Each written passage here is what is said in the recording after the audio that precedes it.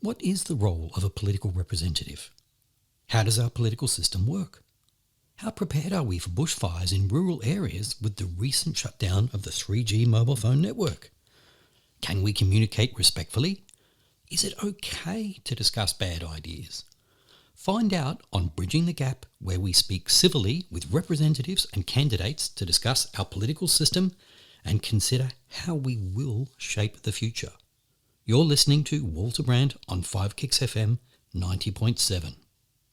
Today we have Senator McLaughlin joining us. Welcome, Andrew. Thank you for having me on your show. It's a pleasure to have you here. In terms of respectful communication, what do you consider respectful communication to be? The foundation stones for me, courtesy and respect, particularly, and politeness flows out of that, arguing the issue rather than denigrating your opponent. Do you feel there's a particular challenge that many people hit when they are trying to be respectful in their communication? I think it's an ancient problem. I don't think the feeling today that it's exacerbated there's been a change in human behaviour.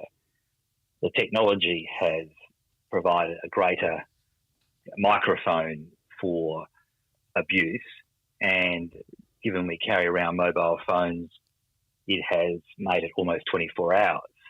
So I don't think there's been a change in human nature, but I think there has been a technological amplification. Do you feel that ordinary Australians are being engaged in a respectful way by the government and the media? I think the government generally has been respectful of all political persuasions. As governments come and go, are respectful. The question would be how they sell their ideas or advocate for them, and there have been many arguments in the community that not all the information is before them. My view is that there is a contract between governments and the people. Governments have to be as truthful as possible, and also it's incumbent upon an engaged citizenry to inform themselves the best they can, and then from that, vote accordingly. Sounds very wise advice. On this show, we try and encourage diverse ideas. Some listeners will disapprove of some of the perspectives expressed by at least one of our guests. Are there any lawful topics that you would suggest that we discourage on this show? Well, I believe in freedom of speech, but believing in freedom of speech is not without boundaries. And also, there is some responsibility on the individual speaking that they're not unnecessarily offensive, coming back to my theme of courtesy. I can't think off the top of my head any issue you couldn't handle, but some issues you would need to handle or express or articulate in a sensitive way. I'm thinking perhaps of euthanasia, issues around freedom to access abortion. They're always very fraught issues in largely state parliaments and have generated in recent memory considerable heat. It's good feedback. What are your thoughts on this show trying to encourage diverse ideas, even unpopular? Encourage you to be successful in having respectful conversations about perhaps difficult or fraught issues. So if there was one tip you were to give ordinary Australians on more respectful communication, what would that one bit of advice be? Reflect on the arguments of your opponent and do your research and argue the topic, not about the merits of the person articulating the view opposite you. I think that there is always a temptation to argue the person rather than address the argument. Being an old lawyer, I was trained to focus on the argument and listen to the argument and not worry about who the barrister was. Interesting. So it's ingrained in me well before I decided to go into public life. I'd like to move on to the conversation of who you are as a person. I don't like talking about my age, but I've passed the age of 50 and I'm closer to another significant date. I'm born and bred South Australian. I am connected to Kangaroo Island. The oldest of my blood is buried in the cemetery, in the Heritage Cemetery, Catherine McMillan. Okay. So I have a blood connection to the early days of Kangaroo Island. And I started out when I left school, I studied law and then did about a good 7 or 8 years in law before I moved into corporate life, and that was in financial services industry, and ended up becoming a CEO. And then from there, I went into public life, both state parliament and then moved to federal parliament.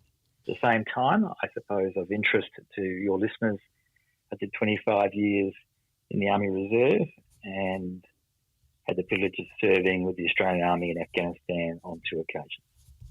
That's a very impressive portfolio. What do you feel was probably one of the biggest things that shaped you in terms of making you what you are today? I admire my parents. My mother's has passed. My father is still alive. He was a small businessman and I used to help him out in his business. I remember the struggles of life and the importance they placed on education, which I hope I passed on to my children. I was raised in the Anglican Church and I've always had and been fortunate enough to have a strong faith. And I think that's also helped me with navigating the challenges of public life and being compassionate and looking out for others and not putting yourself first in any conversation, which is always a challenge. You were in the lower house and then you moved to the upper house? I was in state parliament. Oh, state parliament. State parliament, so the state legislative council, and then I moved to the Senate. How did you find that transition in terms of responsibility or complexity in the role? The upper house in South Australia only has 22 people, so it's intimate, and you can build strong relationships with everyone in the chamber.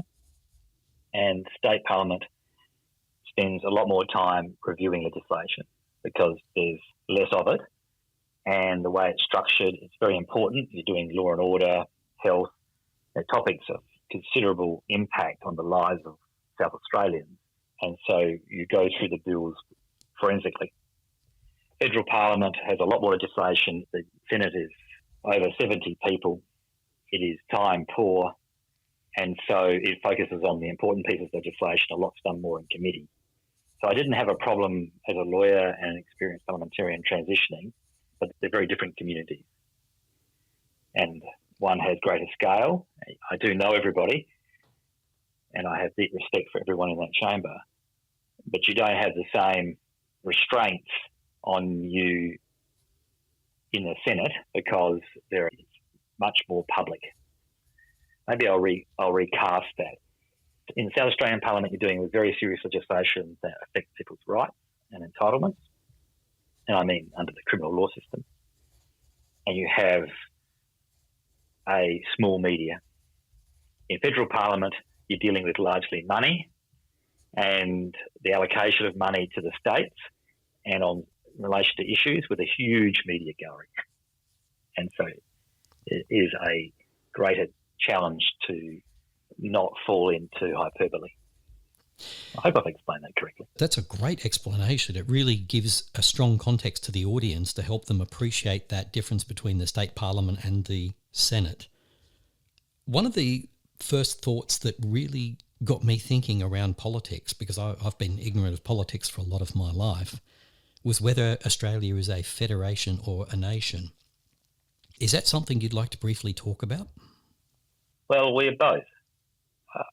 Each of the former colonies have an independent relationship with the Crown, but they ceded certain of their powers, for example, foreign affairs and the holding armed and being responsible for armed forces, to significant examples, and to the Commonwealth.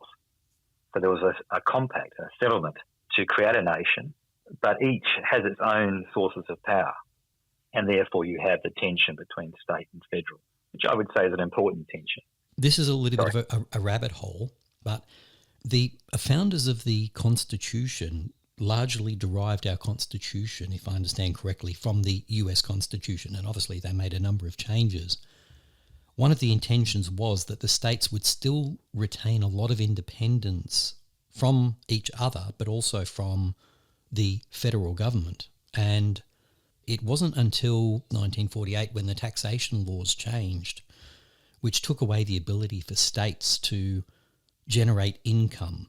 And that had a fundamental shift on the nature of Australia in terms of centralising the power more at the federal level rather than within the state parliaments. If the state parliaments can't generate income, then obviously it makes it much more complicated for them to maintain a certain level of independence. Obviously that independence is reduced. Do you feel that's a fair assessment, or am I misinterpreting? That's a very fair assessment. The federal-state relations are all about money in the end of the day, because you need money to provide for the people. And the history of the Federation has been a concentration of the taxation powers in the hands of the federal government. That's affected how politics is played between the state and the Commonwealth. The states consistently argue the Commonwealth is not giving them enough money, and the federal government doesn't want to, as a general rule, deliver services. It wants to concentrate on those things of interest to the federal government. And we've evolved a democracy now where if you talk to someone in the street, they may well blame the Commonwealth government for something it has no responsibility for, and vice versa. It does become very complicated, doesn't it? If people aren't educated on our political system, this is something that you were discussing earlier, if you're not educated on the political system, then it's very difficult for you to have any say or influence. The difficulty is that increasingly the population, and to some extent they're very right in this, is holding the federal government accountable for everything. I mean, health is a very good example. Can you elaborate on that? The states own the hospitals. Okay. And technically they should be raising money for providing hospitals to the community. In the end, the states need money from the Commonwealth, and so the Commonwealth is heavily engaged in the health debate. So when you're voting, and if health is something that you are very passionate about, or aged care or anything allied health, well then that determines how you may well vote. At the same time, you may not be voting in a state election on an issue of health. So it's confused. And the voter is always right. They are holding probably both the governments accountable for certain services. And that is not how the Federation was envisaged to work. To be honest with you, that seems to be a problem that I feel that across the board, whether you're an ordinary Australian, whether you're part of the state parliament or the Senate, it is a very difficult concept to appreciate that ultimately the relationship between those levels of government is very, very complicated, and ultimately the Senate has the majority of the power, even if they aren't ultimately responsible for some of the decisions that get made. Do you want me to respond to that? Oh, yes, please. Yes. It's not as if the Commonwealth as a collective entity, rather than referring to political parties, has made that decision. The Commonwealth and the members of Parliament, senators, are responding to the demands of the electorate. So the creep into state activities hasn't been driven necessarily by the Commonwealth, but a response to seeking electoral support. So it's the people. The more the people hold the federal government accountable, the more the federal government will respond. Whether that's consistently over a long period of time good for the workings of the Commonwealth or not. You can't look at it purely from a rule base. Democracies are living beings and they evolve. And we've evolved this way both to meet the expectations of the electorate and for governments to seek electoral success. One of the challenges that we have is that I feel as a country we aren't particularly well educated on politics or our government or the Constitution. My children have never been introduced to any of these topics at school. If we put education aside for the moment, is there something that we could do that would allow the government, as in the Senate or the Prime Minister, to help people understand where the buck stops? When people in the community are speaking to me about the political life of the nation and complaining, I say to them, are you a member of a political party? Inevitably, they say no. My response to that is you should think about joining a political party. I don't mention my own. I don't recommend my own. Of course, I recommend my own if they ask me. But it's important that people are politically engaged. One of the bits of feedback that's come through from multiple sources over the series of this show is that Australia is starting to shift slightly more towards an American model of politics, whether that statement is right or wrong, that the party leaders are almost taking on more power these days and the backbenchers are having less of a voice. Do you feel that general statement about the backbenchers having less of a voice is accurate, or is that just an opinion? Well, I can only speak for my own party, and we have structures in place to give the backbench a voice. Not giving the backbench a voice or listening to the backbench is dangerous, and my own party federally changed leader a number of times when it was in government, and that's a living example of not listening to your backbench. I think the pressure on modern leaders comes from social media and having to fill the 24-hour news cycle. So social media particularly is driving a need for leaders and their advisors to make quick decisions in response. And sometimes meeting the needs of the community for more information means it's harder to consult within your own party and the community. And this is the players in democracy grappling with almost live information feeds, at the same time wanting to commit to consult, and consultation takes time. The media cycle does not allow time, and that is the tension in a modern democracy. If I understand what you're saying, and trust me, I'm not trying to put words into your mouth, I'm very careful not to do that. Yeah.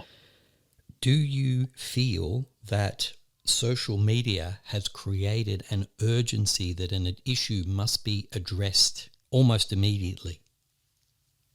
Good democratic processes should be slow. I'm not talking about responding to crisis. I mean as in developing policy and implementing policy. Slow because they need to consider all the ramifications, the parliament as a whole, state or federal, and to consider all the issues is to allow time to consult. In a perfect world.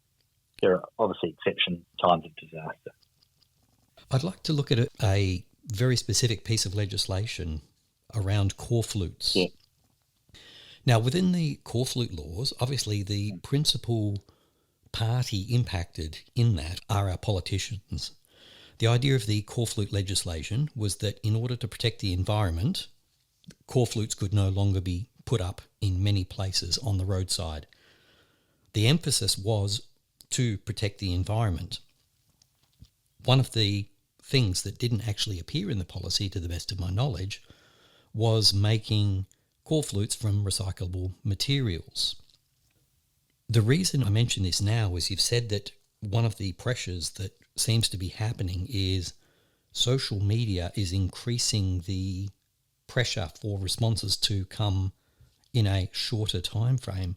In this particular case, this legislation really didn't impact the ordinary South Australian.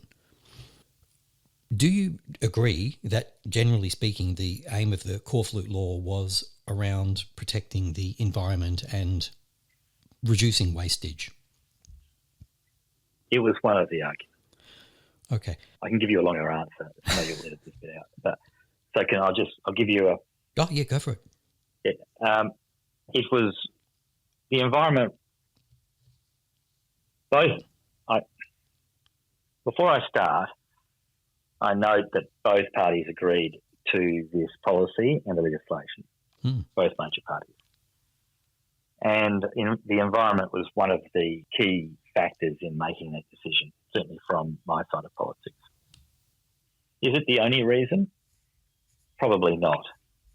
If a party has a majority of members, then not having core flutes assists them. It's been argued assists them because core flutes raise the profile of the aspirant or the challenger. So getting rid of core flutes can advantage the incumbency or can advantage the incumbent. And I think that may well have been part of it. There's also the freedom of politics and expressing politics. So what I'm trying to say is, as someone who has been in the parliament for many years, there's never one reason or one narrative. There can be more than one. As someone who is on the greener tinge of the Liberal Party, I'm attracted by the idea of reducing waste. At the same time, I'm nervous that some of these political initiatives may have unintended consequences for the democratic life of my state. Now, they're still available in federal elections at the moment. One of the things that is an important criteria for Australia as a country is that the more legislation we create, the more administration there is, the more loopholes that it creates, there's more management, you create inconsistency within laws. The reason I mentioned the core flute legislation was that before we were discussing the pressure from social media, I was also trying to look at the perspective of, are we becoming more complicated in the way we govern ourselves? I think there's a broader issue with how much legislation we're producing and its increasing complexity. Democracy is founded on an individual's right to understand their own laws. I defy anyone to fully understand the many Commonwealth bills or Commonwealth Acts once they're enacted, or even in some instances state legislation. Legislation is becoming increasingly complicated, and we have a growth in advisors in the commercial world to advise people about their rights and entitlements. I think we have to return to a simplicity of drafting in legislation, particularly in the Commonwealth field, so that people can engage and understand the rules of their society. I think the response of Parliament in recent years has just been to legislate so they look like they're doing something, rather than maybe looking to educate the community or change the culture around certain issues. It's a great response. Very thoughtful, Andrew, and I appreciate that level of conversation that we're able to have here. If there was something that you would like to see that would help steer our political system in a healthier direction, what do you feel that would be? Greater participation in political parties, understanding of our political system, both from in schools and throughout life. Democracy is only good as the engagement of its people. In ancient Greece, they had boys with ropes walking through the streets, herding everyone up to vote. And participation is the foundation for legitimacy of government and government action, ultimately. Excellent answer. I'd like to move on a little bit from politics now, if that's okay. I feel that we've done a great job in terms of discussing the political system, even though it's quite complicated. You've covered enough areas of the representative's role. In terms of where Australia is going, and I'm talking culturally, I'm talking our communities, do you feel that Australians in general are coming together more so than they were, say, 20, 30 years ago? As a whole in Australia, I would say yes, because they're communicating with each other a lot more across our large continent.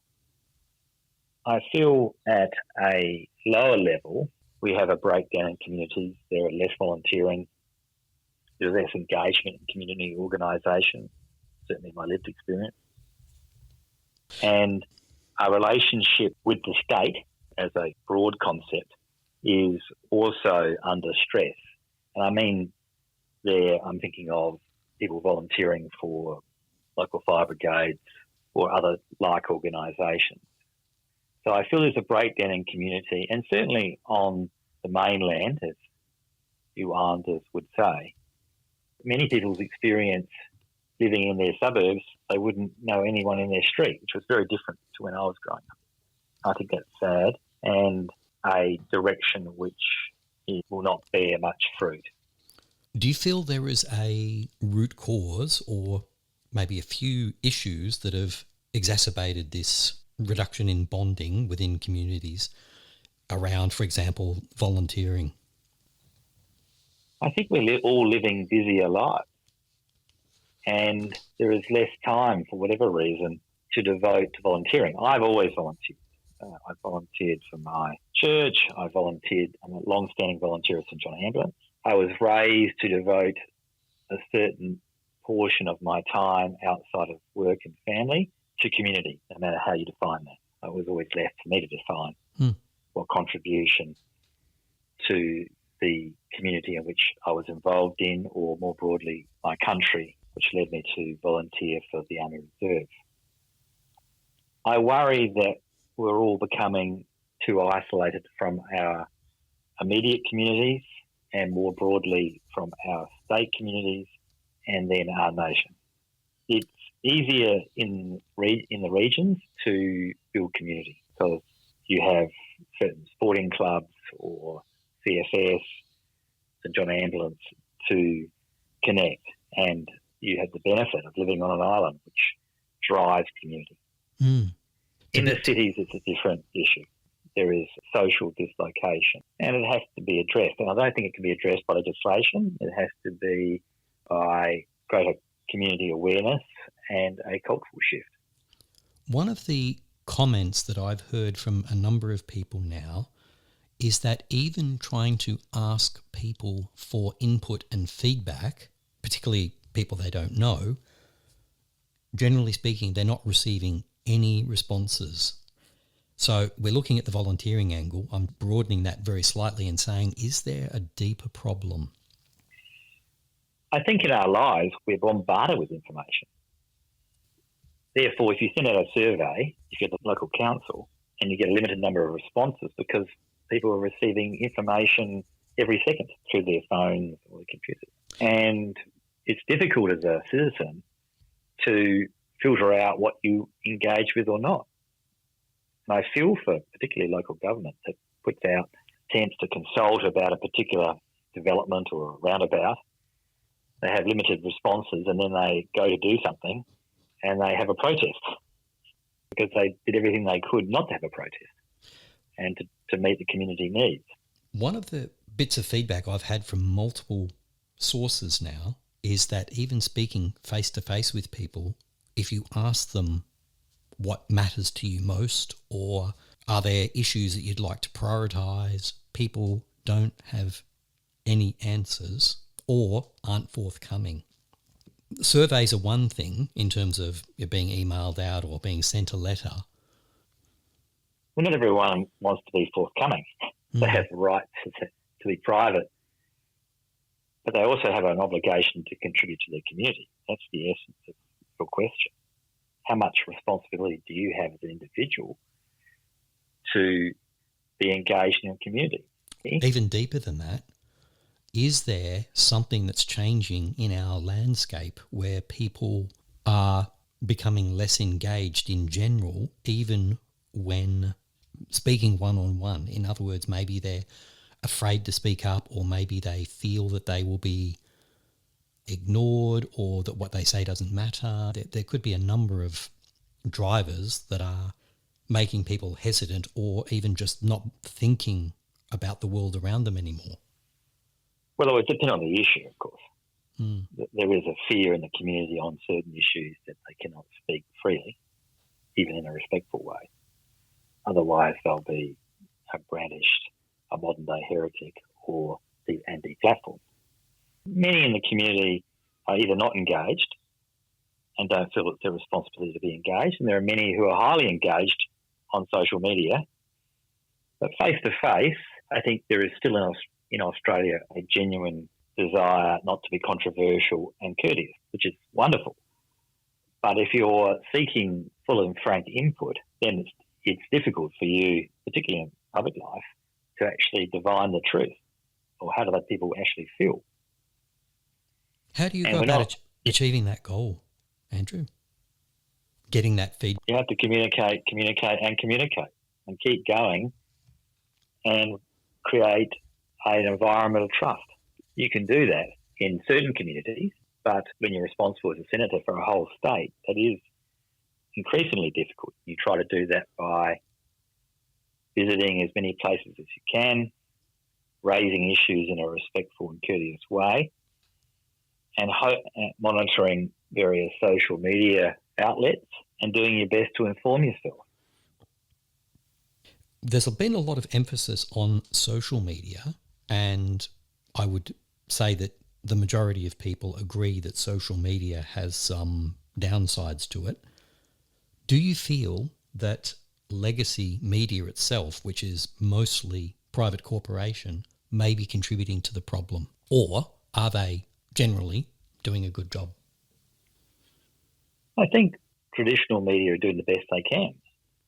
They are ultimately, with the exception of the ABC, commercial enterprise. And so they're delivering what they think the community wants. But the community is seeking free information and not necessarily edited and accurate information. And what we have in modern society is groups talking to each other almost in an echo chamber.